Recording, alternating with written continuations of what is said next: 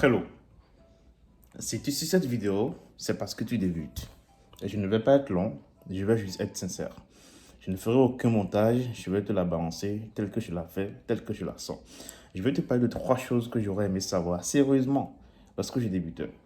Trois business que tu peux lancer là tout de suite après avoir suivi cette vidéo. Cela suppose bien évidemment que tu sais ce que c'est que le SEO, que tu as appris le SEO et que tu as les compétences préliminaires qu'il faudra pour dérouler un business pareil. Alors, sur Internet, sur les blogs, sur YouTube, sur Twitter, sur LinkedIn, sur Facebook, partout, tu verras des tonnes de contenus sur ce dont je veux te parler. Moi, je veux te parler de mon expérience. Je veux te parler de l'expérience d'un gars qui n'a pas forcément eu la vie très rose lorsqu'il s'agissait de se lancer en ligne, qui a eu toutes les limites du monde, mais quand même qui s'en sort. Je vis du web depuis 2016, donc je suis globalement mieux placé pour t'indiquer ce que tu pourrais faire, peu importe tes conditions, peu importe que tu aies les moyens ou pas, peu importe que tu sois dans un pays favorisé ou pas, peu importe si tu as la connexion Internet ou tu as le PC ou pas. Alors, ce business, ça va être quoi? Ça va être simplement que tu vas offrir aux gens quelque chose dont ils ont besoin et à cause de ça, ils vont te payer. Déjà, pour être clair, pour gagner de l'argent sur Internet, c'est comme dans la vraie vie. On ne gagne pas de l'argent parce qu'on a développé un site. Non. On gagne de l'argent parce qu'on a réglé un problème pour lequel les gens sont prêts à payer. À toi donc d'identifier le problème que tu veux résoudre, comment est-ce que tu vas le résoudre, quand est-ce que tu vas le résoudre et à qui est-ce que tu vas le résoudre pour pouvoir être payé. Donc, il y a beaucoup de solutions miracles que tu verras quand tu débutes. On va te parler de ci, on va te parler de ça. D'investir ton argent que tu n'as pas déjà, d'investir ton argent et ton temps dans telle chose et dans telle chose. Mais la vérité est que l'une des choses qui marche le mieux partout dans la vraie vie et sur Internet, c'est que tu offres aux gens quelque chose dont ils ont besoin et c'est pour cela qu'ils vont te payer.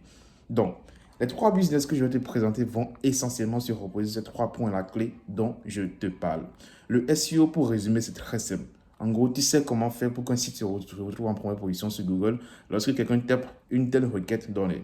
Tu sais comment te débrouiller pour qu'un site internet, on puisse le retrouver dans les trois premiers résultats sur Google lorsque quelqu'un cherche série Paris, peu importe la requête en jeu.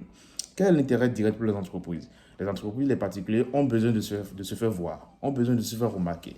Parce que sans visibilité, il n'y a pas de rentabilité et une entreprise, tout ce qu'elle veut, en gros, c'est juste faire du chiffre. Donc, lorsque vous maîtrisez le SEO, que ce soit pour vous-même ou bien pour d'autres personnes, vous offrez aux gens la possibilité de se mettre en première position. Vous vous offrez à vous aussi la possibilité de positionner, vous faites un site sur des positions données. Je ne veux pas être technique, aujourd'hui je suis là pour te parler de business. Je ne te montrerai pas mon écran, je te montre mon visage, ma sincérité, ma voix, sans montage, je te dis systématiquement tout ce que j'ai sur le cœur sur le sujet. Maintenant que tu sais ce que c'est que le SEO et que je suppose que tu sais concrètement que le SEO se repose sur la technique, le contenu et le netlinking et que tu as réellement une des outils clés qui entrent en jeu et que tu as déjà de petites expériences et maintenant que tu veux monétiser tout ton savoir-faire, là, on va y aller, tu es sur la bonne vidéo. Disclaimer, si tu ne sais rien de tout ça, si tu ne sais pas ce qu'on appelle SEMrush, si tu ne sais pas ce qu'on appelle SEO technique, si tu ne sais pas comment on appelle optimiser les corps vitaux d'un site, tu ne sais pas ce qu'on appelle netlinking, tu ne sais pas ce qu'on appelle backlink, tu ne sais pas ce qu'on appelle rédiger un contenu, s'il te plaît, laisse tomber. Parce que tu ne vendras que ce que tu n'as pas. Et peu importe comment est-ce que tu t'y prendras, tu finiras par te tirer une balle dans le pied. Mais si tu sais tout ça, alors tu es la bienvenue et allons-y. Le premier business dont je vais te parler, ça va être quoi? La prestation. Quand tu débutes, il faut de la prestation parce que peu importe le business que tu vas vouloir faire, il va te falloir de la communauté. Si tu le fais du dropshipping, de l'affiliation, de la vente de liens, pas mal de business dont on va parler par la suite, il va te falloir de l'expérience. La prestation, pour moi, c'est l'un des rares business au fait où, en gros, là, tout de suite, tu sais faire quelque chose tout de suite, tu as quelqu'un là qui a besoin de toi. Les menuisiers, ils font de la prestation. Les maçons, ils font de la prestation. Tout le monde fait de la prestation à un moment donné et il y a dans la société le modèle de prestation qui est déjà assez développé. Dans notre cas, ça va être quoi? Ça va être de détailler tout ce qui entre en jeu comme compétence lorsqu'on parle du SEO. Globalement, dans la vie, les gens, soit ils ont le temps de faire ce qu'ils veulent, soit ils ont l'argent pour déléguer. Majoritairement en SEO, personne n'a le temps de faire tout ce qu'il faut. On a toujours envie de déléguer parce que c'est quelque chose qui est sur le long terme et donc on va déléguer plein de choses. On va déléguer la rédaction. Donc là, vous pouvez être rédacteur. On va développer le développement du site. Là, vous pouvez être créateur de site. On va développer l'optimisation on-site d'un site. Là, vous allez donc développer toutes les compétences techniques qui entrent en jeu pour améliorer la rapidité d'un site, la responsivité, tout ce qui va avec. On va développer le netlinking. Donc, on va développer les campagnes de backlink qui vont entrer en jeu. On va développer le fait que concrètement, on va aller faire du netlinking, faire du black hat SEO, tout ce qui entre en jeu. Lorsque je vous parle de prestations, je vais vous parler simplement du fait que vous allez évaluer une compétence. Vous allez identifier du moins une compétence clé que vous allez maîtriser. Et un aspect qui va entrer en jeu, ça va être la spécialisation. Lorsque vous débutez, c'est bien de savoir tout faire. Mais ce sera très mieux pour vous, pour mieux vous vendre, de vous spécialiser dans quelque chose. Vous pouvez spécialiser dans la création de contenu, dans la mise en place d'un plan de contenu optimisé pour le SEO, dans la mise en place d'un cocon et d'un silo, dans la mise en place, mais dans la maîtrise de marge interne, tout ce que vous voulez. Mais choisissez un truc spécifique dans lequel vous allez vous spécialiser. Être partout, c'est cool, mais pour mieux se vendre, vous allez devoir en fait être un expert quelque part. Et c'est ce dont je vous parle. Au niveau du netlinking, vous avez plein de plateformes qui sont là. Vous avez plein de personnes qui n'ont aucune idée de ce que c'est que le netlinking et qui ont besoin, au fait, justement, de déléguer cette partie-là de leur business pour pouvoir se concentrer sur d'autres parties plus importantes. Offrez-les ces services. Il y a plein de plateformes qui entrent en jeu. Il y a plein de services de netlinking que vous allez voir sur Twitter, que vous allez voir sur Com, que vous allez voir partout. Donc, je résume, identifiez un problème clé que vous pouvez résoudre avec votre expérience ou avec votre compétence et allez-y, essayez simplement de résoudre ce problème-là. Alors, maintenant que vous savez concrètement ce dont il s'agit, comment le faire? Pour le faire, vous avez deux possibilités. Soit vous allez faire de l'organique, ou soit vous allez faire du payant.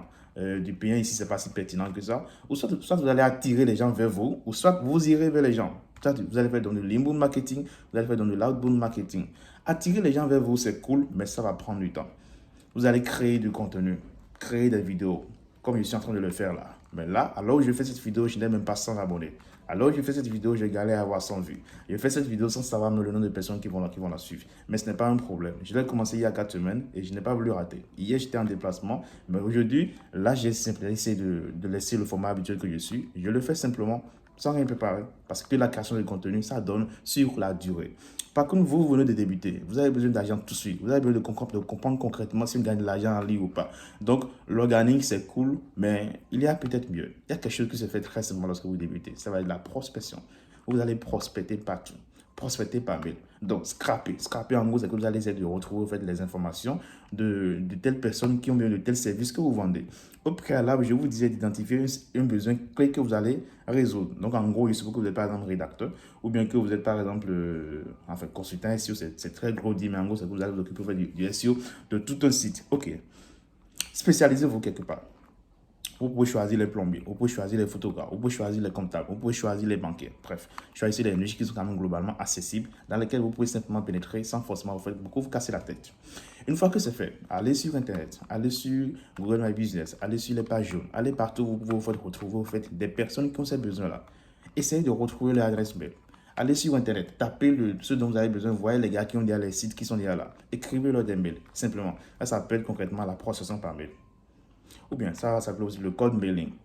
C'est quelque chose que vous allez trouver plein de data dessus, mais moi pour vous faire simple, c'est quoi? Un mail qui convertit, c'est un mail qui est très court. C'est un mail dans lequel vous allez directement toucher au but. Vous allez dire, bonjour, je suis ici, j'ai vu que vous avez ci, vous avez ça, je peux vous faire ci. Est-ce que vous êtes disponible pour un appel? Voici mon lien calendrier. Vous mettez votre lien calendrier là. S'il est intéressé, vous appelez. S'il n'est pas intéressé, c'est mort. Basta.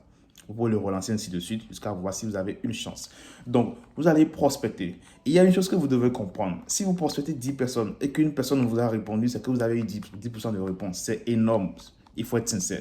Donc, si vous voulez 10 personnes, prospectez 100 personnes. Vous venez de débuter, donc ça suppose que vous avez le temps. Si vous n'avez pas le temps, vous auriez de l'argent à investir, vous faites dans la délégation et tout ça. Donc, puisque vous avez le temps, maximisez sur la prospection. Si vous le pouvez, prospectez 50 à 100 personnes par jour. Faites-le pendant 30 jours.